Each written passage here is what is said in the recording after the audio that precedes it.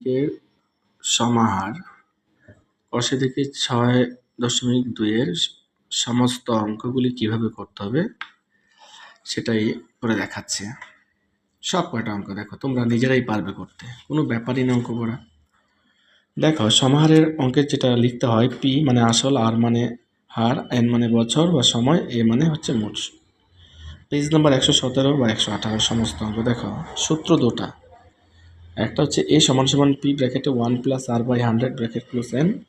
এই সূত্রটা হবে যখন কোনো কোশ্চেনের মধ্যে বৃদ্ধি বা বাড়লে পার্সেন্টেজের পাশে, দেখো এই যে পার্সেন্টেজ লেখাটা যে আছে, এই যে পার্সেন্টেজ লেখাটা, এই বৃদ্ধি যদি থাকে তাহলে প্লাসের সূত্র, আর যদি হ্রাস থাকে, দেখো এখানে হ্রাস আছে, পার্সেন্টেজের পাশে যে হ্রাস থাকে তাহলে এটা হচ্ছে মাইনাসের সূত্র। দেখো বৃদ্ধি বা বাড়লে, দেখো আমরা বলে দিচ্ছি পার্সেন্টেজের পাশে, এই যে পার্সেন্টেজ লেখাটা যে থাকবে এর পাশে যদি বৃদ্ধি থাকে, এই বৃদ্ধি থাকে তাহলে প্লাসের সূত্র হবে, আর যদি পার্সেন্টেজের পাশে হ্রাস থাকে তাহলে মাইনাস হবে। বৃদ্ধি বা বাড়লে, হ্রাস বা কমলে মাইনাসের সূত্র। দেখো দুটো সূত্র করে দিয়েছে এখানে, দুটো সূত্র আছে।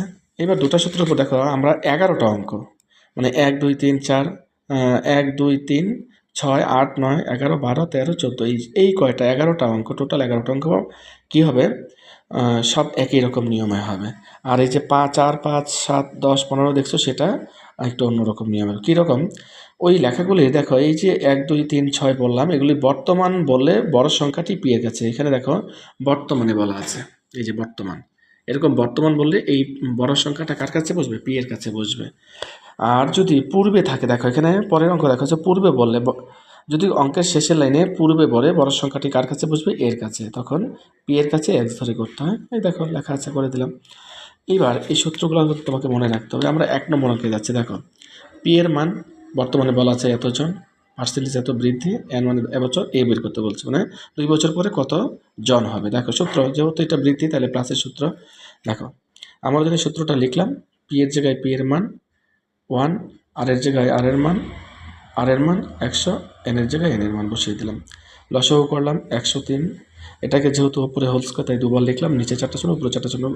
দেখো করলাম কি, এখানে দেখো হয়ে গেল 103 কী করে গুণ করতে হয় এখানে দেখিয়ে দিলাম, দেখিয়ে এখানে বসিয়ে দিলাম, উত্তর হয়ে গেল আমাদের। ঠিক একই রকমভাবে আমি দেখো এখান থেকে এই 1 2 3 6 9 8 11 12 13 14 সব কয়টা অঙ্ক একই রকম, এই যে এই নিয়মে করতে হবে যেটা করলাম এখন, এইরকম নিয়ম। যদি কোনো অসুবিধা হয় তুমি আমাকে বলো, কমেন্টে জানিয়ে দিও, কীভাবে আমি বলে দিব। এবার এখানে 5টা